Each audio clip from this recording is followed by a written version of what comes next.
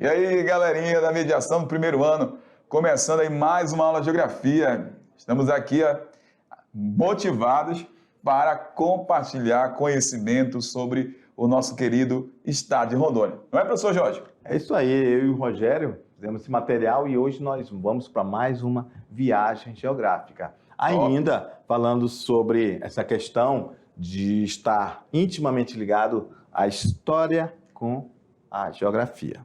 Ok? Top. Partindo até algumas vezes para a questão sociológica. Com certeza. Né? E ainda tem as questões que a gente faz delas uma grande questão, que aí é também filosófica. Pronto. Né? São as ciências humanas. Não é isso, professor? Isso aí. Beleza, então, vamos junto? Teleaula número 13.1. Vamos lá, galera do primeiro ano, vamos ver hoje a questão da evolução e colonização amazônica. Nós veremos hoje sobre o ciclo da cassiterita, vamos falar sobre as colônias agrícolas, vamos falar sobre a abertura da BR-364 e também veremos sobre o ciclo agrícola. Não esqueçam que todos esses assuntos estão ligados principalmente à questão da migração populacional e essa alteração que tem no espaço do território que hoje chamamos de Rondônia, beleza? Vamos lá, continuando. Bem, sabe o que a gente quer com essa aula, Rogério? A gente quer uma habilidade, a gente quer que o nosso querido aluno consiga analisar os significados histórico-geográficos das relações de poder na ocupação da Amazônia e do povoamento de Rondônia. Então, galera, olha só que ele é bem específico, né? A gente já pode falar, o povoamento de Rondônia, ok? Vamos lá. Próxima. Vamos lá, então vamos falar sobre o ciclo da cassiterita.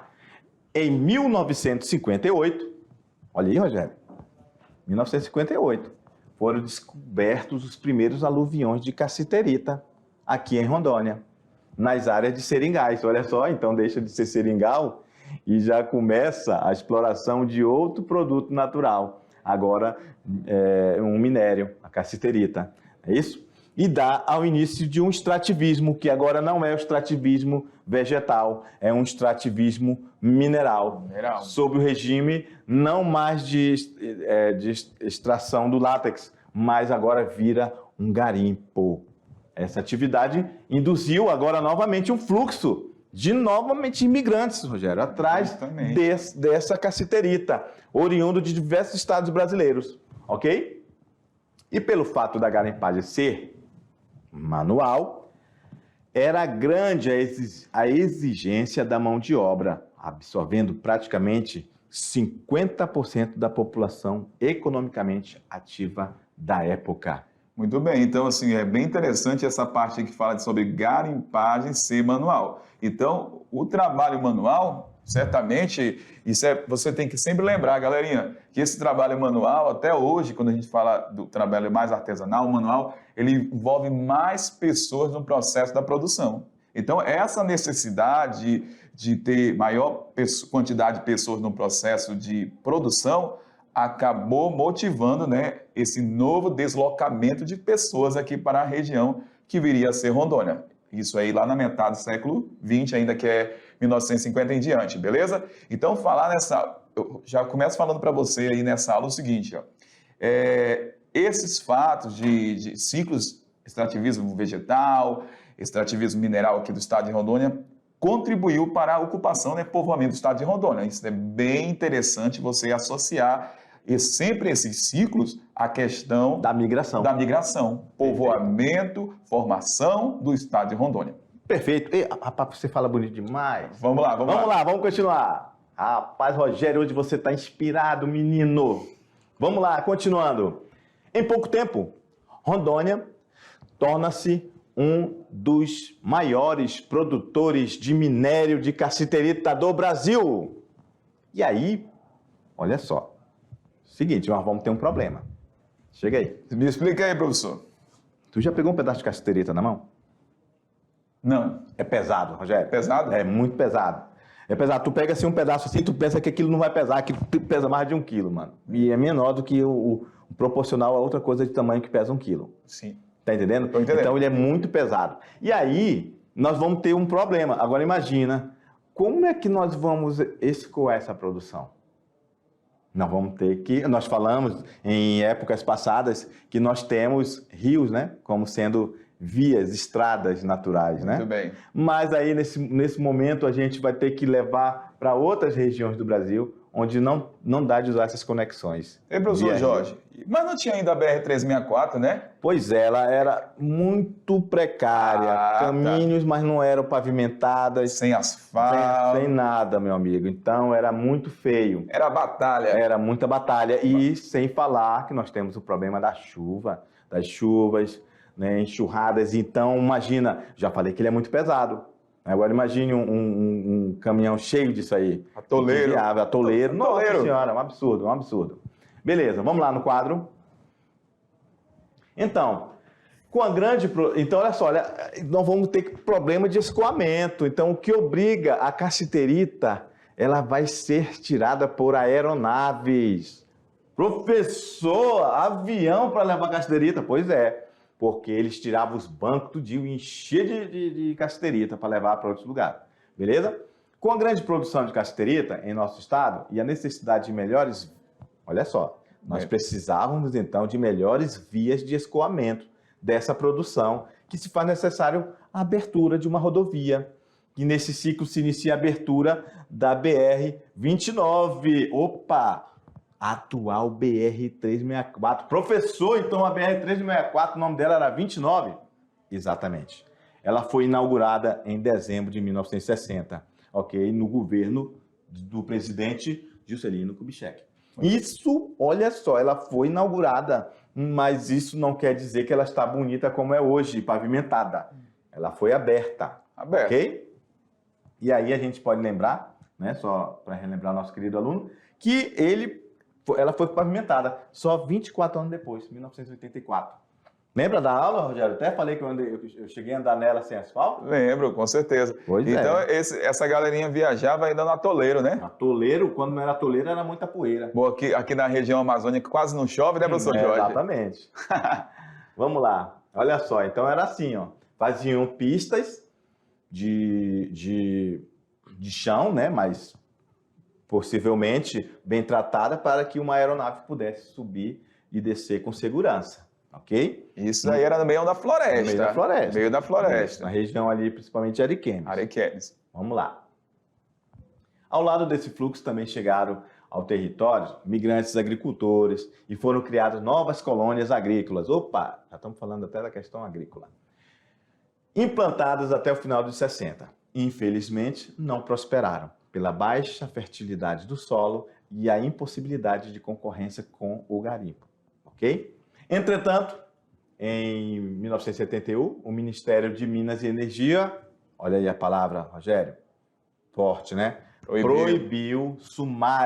Fez uma proibição sumária da garimpagem manual, sob a alegação de que a exploração, agora ó, mecanizada, deixou de ser manual, né? E a mecanizada era economicamente mais rentável. Então, foi proibido a garimpagem manual. E essa informação é legal falar o seguinte, professor Jorge, que já é fruto aí do processo industrial do Brasil. Porque na metade do século XX, o Brasil iniciou seu processo de industrialização, então ferramentas, né, foram desenvolvidas, maquinário, por isso que já começaram a pensar nessa substituição, sendo mais viável trabalhar com as máquinas, que né, trabalham mais rápido. Exatamente. Olha só, esse processo aqui, Rogério, que acabamos de falar, de proibição da garimpagem manual e dizendo que a mecanizada era melhor, mais rentável, né? Aí vem surgir um problema. Qual é o problema? Leia pra gente aí, Rogério, por favor. A medida, ela privilegiou um reduzido número de empresas de grande porte, predominantemente multinacionais, que, ironicamente, né, encerrou o ciclo da cassiterita, já que deixaram de circular riquezas locais e o resultado econômico da exploração passou a ser aplicado fora do território. Por quê, Rogério? Que essas Porque empresas predominantemente multinacionais. multinacionais. Então é diferente. É diferente daquele garimpeiro que vai lá manualmente, retira o material e aí depois ele vai lá na taberna. Com certeza. Vende e depois vai lá na taberna comprar o rancho dele e aí a economia circula localmente. Aqui é diferente, já é multinacionais em que a riqueza não vai mais circular localmente. A riqueza vai para outros lugares. E até hoje, né, quando fala em multinacionais, a maior assim, parte dos isso. lucros das multinacionais vão para as empresas sede. Isso, perfeito. Beleza. Então, a exploração mecanizada significou o primeiro impulso industrial de Rondônia. Então, Rondônia passou, no final da década de 70, a ser o maior produtor brasileiro, com 10 mil toneladas de cassiterita, representando 67% da produção nacional. Ano de 2019, a primeira posição entre os produtores brasileiros do minério de estânio, a cassiterita, com 11,4 mil toneladas bruta e pureza de 74%. Então, até hoje, professor Jorge, Rondônia, galerinha, também, presta atenção aí, ó, ela é uma grande produtora aí do estânio, né? Ela tem o estânio, o minério estânio no seu território e é um dos maiores produtores de cassiterita do Brasil. Exatamente. E o Bom Futuro, lá em Ariquemes, a maior mina a céu aberto do mundo. Show de bola. Beleza? Aí, ó, estamos vendo aí JK passando em cima da árvore que caiu, como uma forma de demonstrar que a estrada vai passar por ali. BR-29, como falamos, esse foi o primeiro nome da BR. Que a BR-29, a nível de curiosidade, é o mesmo caminho que por onde passou Rondon. Marechal Rondon. Seguiu o caminho das linhas telegráficas. Exatamente, Rogério. Foi a obra do governo de JK, num grande esforço para tirar a Amazônia do isolamento. Olha só, já falamos lá do segundo ciclo da borracha, lá na época da Segunda Guerra Mundial, e aí, ó, para tirar novamente a Amazônia do isolamento. Nós estávamos aqui, ó, de uma forma isolada, era a migração para cá quase que era inexistente. Então, esses ciclos sempre trouxeram pessoas, como você falou ainda agora. Sempre vai ter uma leva de imigrantes. Então, os ciclos trouxeram pessoas para cá. Agora, a abertura da BR-364 vai modificar isso para sempre, Rogério. Com certeza. Né? Então, beleza. Demonstrou o senhor Kubitschek perfeita compreensão do problema da falta de ligação da mais rica região do país com o resto do território nacional, disse na época o governador Paulo Leal. No dia 4 de janeiro, já haviam sido distribuídos trechos até o local denominado de Alto Paraguai, no estado do Mato Grosso, onde estava assentada uma companhia do Exército. No dia 3 já de janeiro, chegava a Porto Velho a primeira leva de construtores dessa BR para realizar em 9 meses e 14 dias o desmatamento, terraplanagem, permitido em época de verão realizar em 30 horas uma viagem de Cuiabá a Porto Velho. Olha só. Só 30 horas. Só 30 horas para chegar em Cuiabá. Imagina, né? Estrada de chão. Estrada de chão. Isso no verão. Isso, exatamente. No inverno colocava aí uns 2 meses. Rapaz, 45 aí, dias, o né? negócio é sério, ó. Beleza, olha só. Anos 70, o Quinto Beck trabalhando na abertura da BR-364. O Exército Brasileiro, Rogério, a nível de curiosidade, ele teve o Exército em si, né? Ele sempre esteve presente nesses momentos históricos tanto da construção de uma estrada como a BR, como a importância e a preocupação que eles sempre tiveram com esses rincões do Brasil, em relação à sua soberania sobre o território da Amazônia. Beleza? Então, só aí, a nível de observação, o Exército Brasileiro tem uma história muito grande, né, em relação a essa participação deles nessa construção do nosso Brasil. Beleza? E fora aí que em 1960, né, as doenças, né, as famosas doenças tropicais aqui, sempre existiram e eram mais severas, porque era muito mais precário aqui, né? Com certeza. Muito mais precário. Mata fechada, né? Sem infraestrutura nenhuma, né? Imagina. Problema, galera. Então, certeza. foram desbravadores, né, nesse processo aí de ocupação e construção de Rondônia. Palavra-chave, gostei. Vamos lá, continuando. Pavimentação. Ao chegar a Porto Velho para tomar posse como governador do território, Jorge Teixeira estabeleceu metas de trabalho, entre elas a pavimentação da agora chamada BR-364.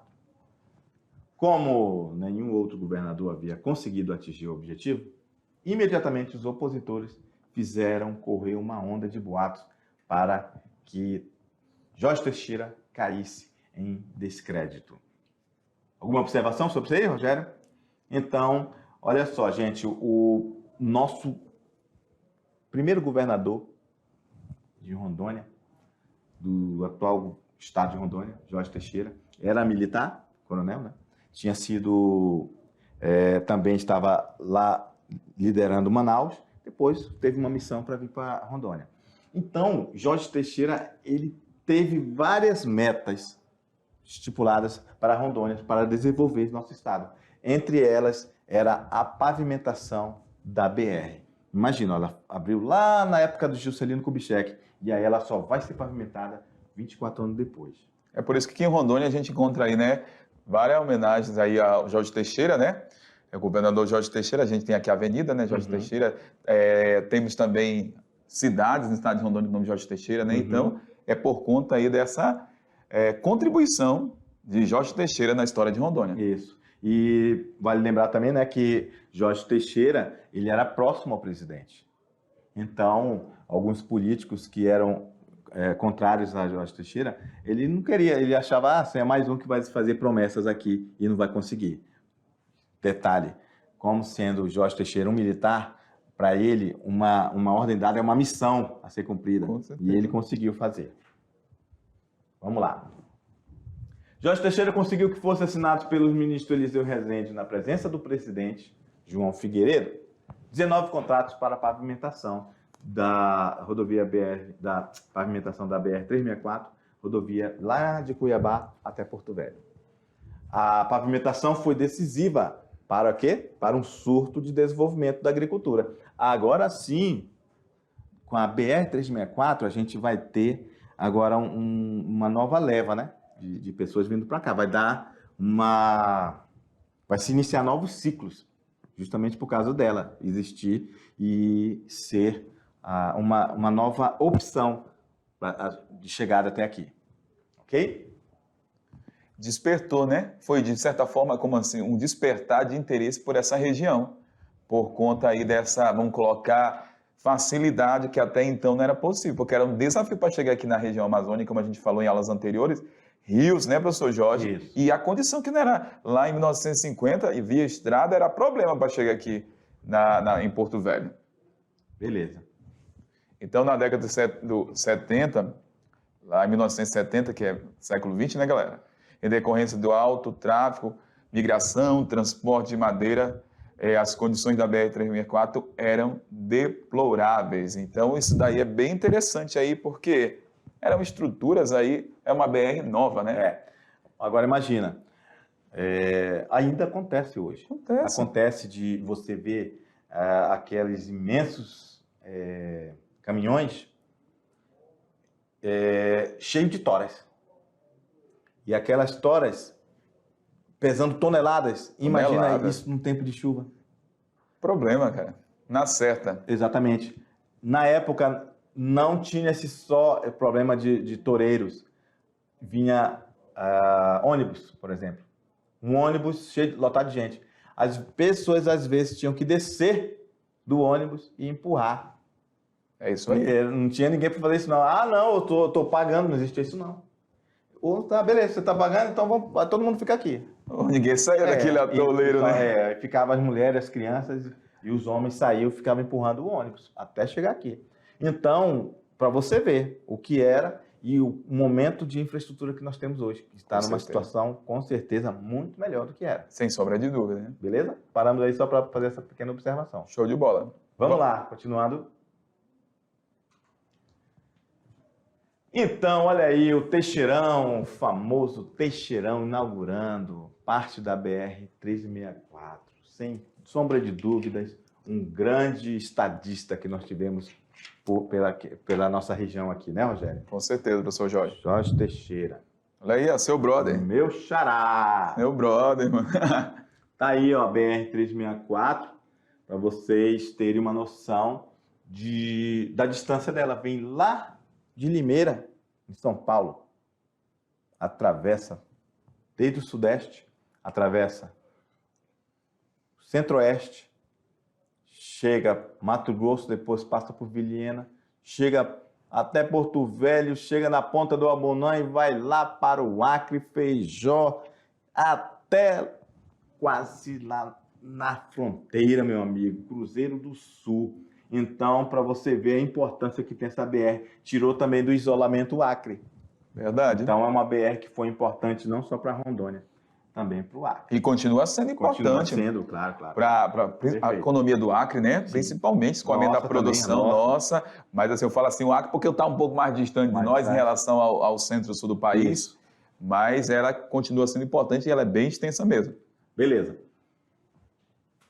O ciclo agrícola, a gente vai falar um pouquinho sobre o ciclo que surgiu, como o professor Jorge falou, a partir dessa melhoria de acesso a essa região que viria a ser Rondônia.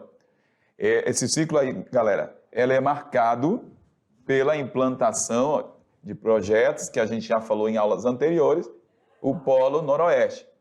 E também a partir de outro fator que foi muito importante para o acesso a essa região, que foi a construção da BR-364.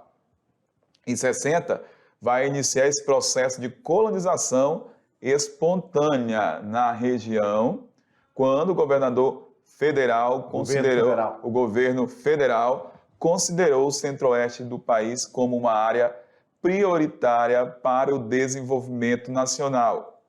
Principalmente, isso aqui é bem interessante, ó. Por que prioritária para o desenvolvimento nacional? Aqui a gente está falando de centro-oeste, que já começava a produção agrícola, chamada fronteira agrícola, e essa área já era bastante visada, né, pelas autoridades federais, porque essa área viria a ser o que é hoje, esse grande celeiro agrícola do Brasil. Beleza. Foi criado e implantado o Programa de Integração Nacional, o PIN, pelo Decreto-Lei 1164 de abril de 1971. Rondônia passou quase toda a jurisdição da União, que poderia distribuí-la indiscriminadamente no programa de colonização. É o seguinte, professor Jorge, você está falando o quê? Que os projetos aqui de Rondônia foram liderados pelo INCRA, que a gente falou já no Polo Noroeste. Isso. Então, assim, eram projetos criados, controlados pela uma esfera maior, que era a esfera nacional, né? Então, bem lembrado, Rogério, porque o INCRA é um órgão da União. Muito bem. Exatamente. Então, por isso que falou assim, quase toda para a jurisdição da União.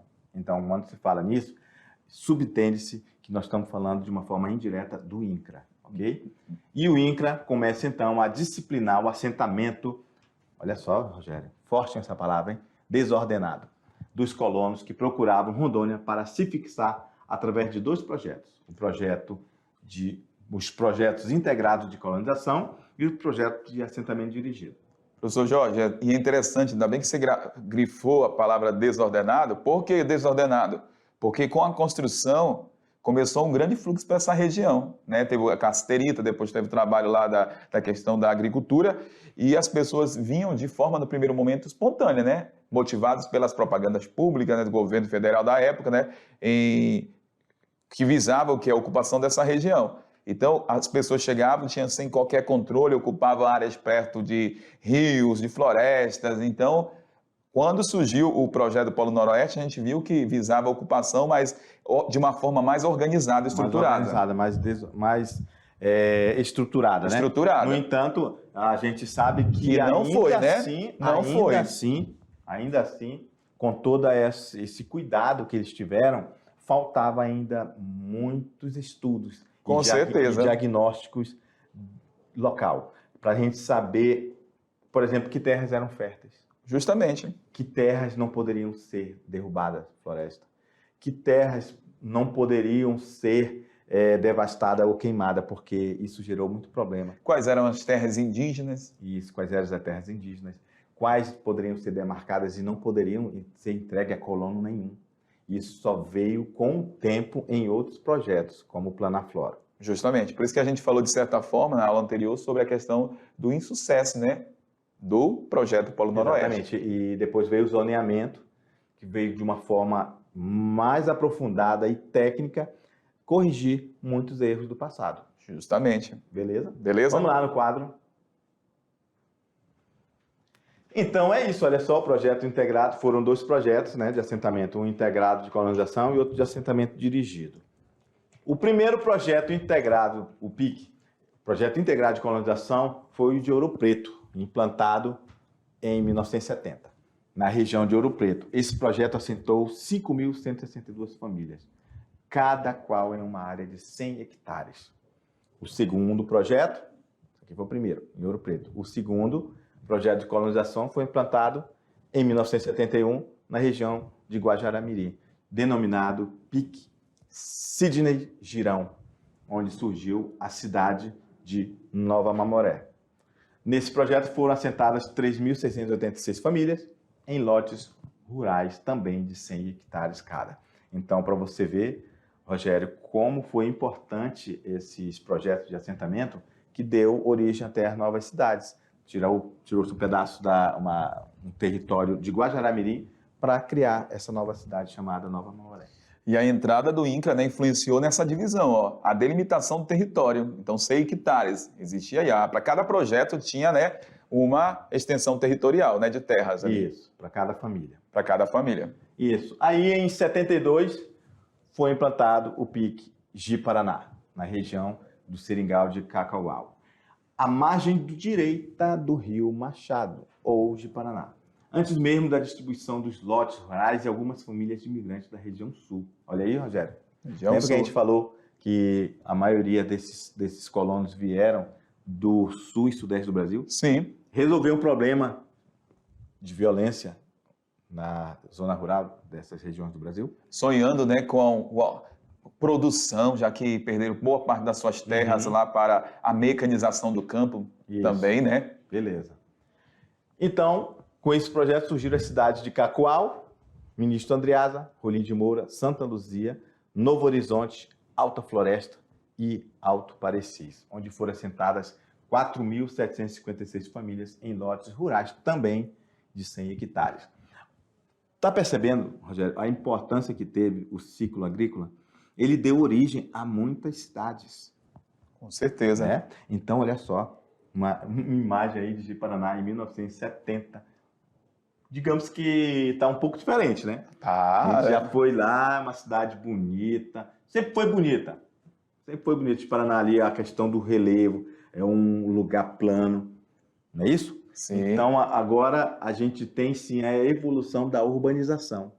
Com certeza. A gente, ao longo do tempo, vê que houve essa evolução da urbanização, dessa infraestrutura que melhorou, do asfalto, e hoje, nessa região aqui, é um grande centro urbano no meio do estado de Rondônia.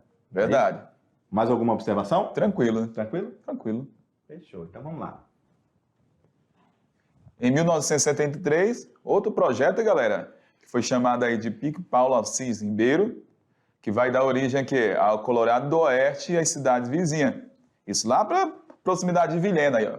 Foi extremamente importante para o desenvolvimento da cidade de Vilhena, que surgiu como localidade a partir da instalação de posto telegráfico da Comissão Rondon em 12 de outubro de 1911. Então, só para você ter uma ideia, para nossos queridos alunos terem a ideia, a importância dessa BR, que depois deu origem a projetos de assentamento feito pelo governo federal, que colocou à frente disso o INCRA, que é um órgão da União, para criar esses projetos de assentamento.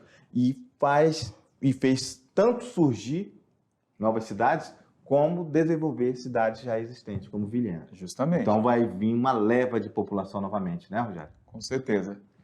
Esse processo ligado O ciclo da agricultura foi executado pelo INCRA, como a gente falou há pouco, que é o Instituto Nacional de Colonização e Reforma Agrária, através de projetos integrados de colonização. Isso, esses projetos concediam aos colonos lotes de 50 a 100 hectares, com assistência técnica rural, além de estradas vicinais e coletoras, ou ainda lotes de 100 a 250 hectares, que se caracterizavam pela interferência parcial do governo e contemplavam pequenos e médios.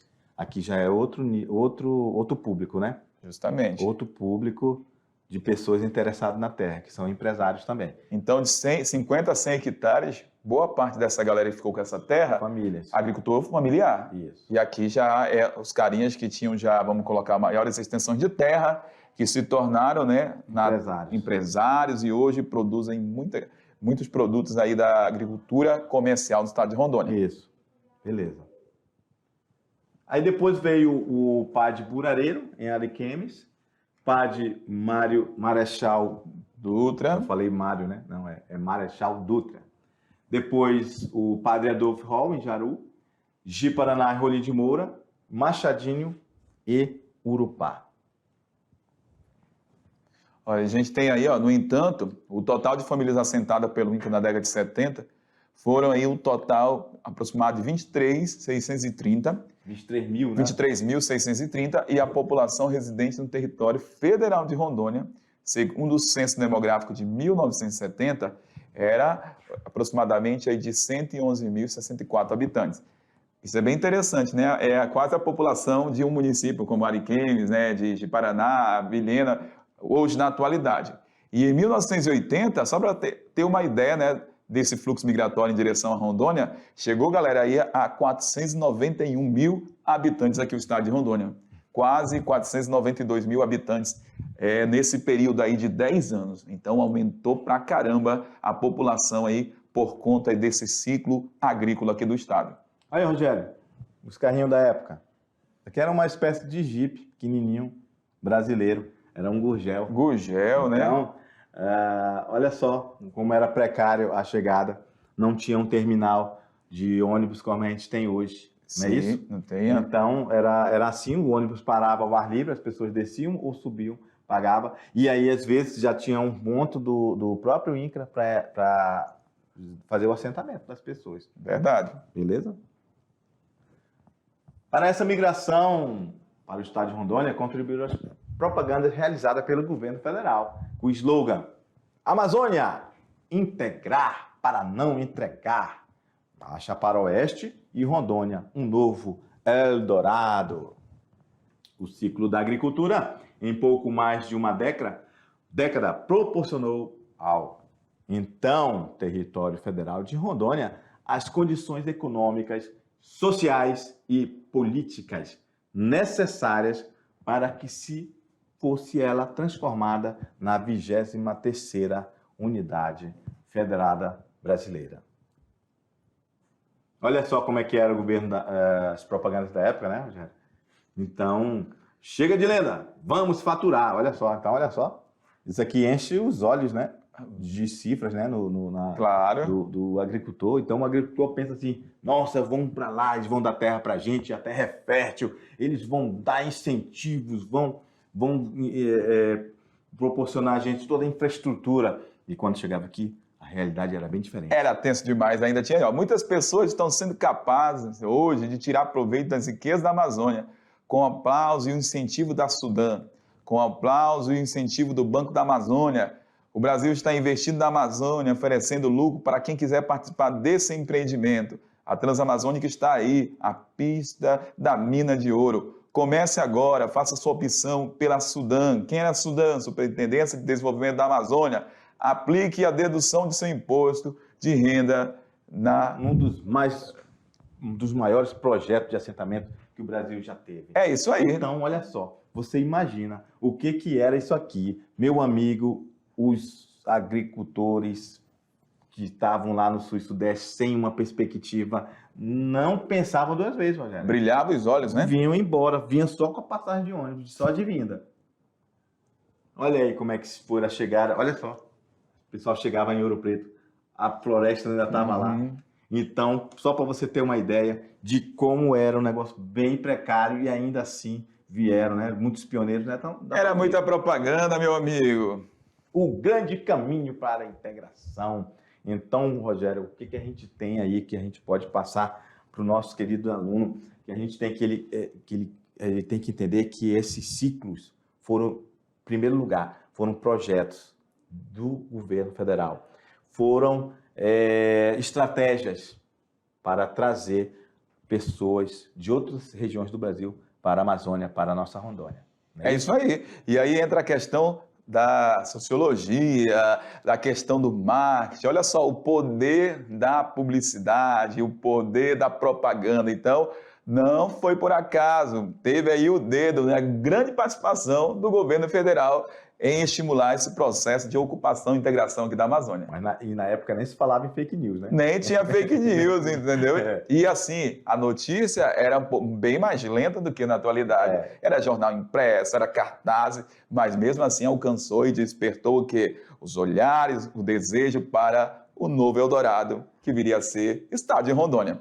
É isso? Beleza, aí, rapaz, tu falou bonito, hein? Fechou, galera, então? Daqui a pouco a gente volta. Valeu! Abraço!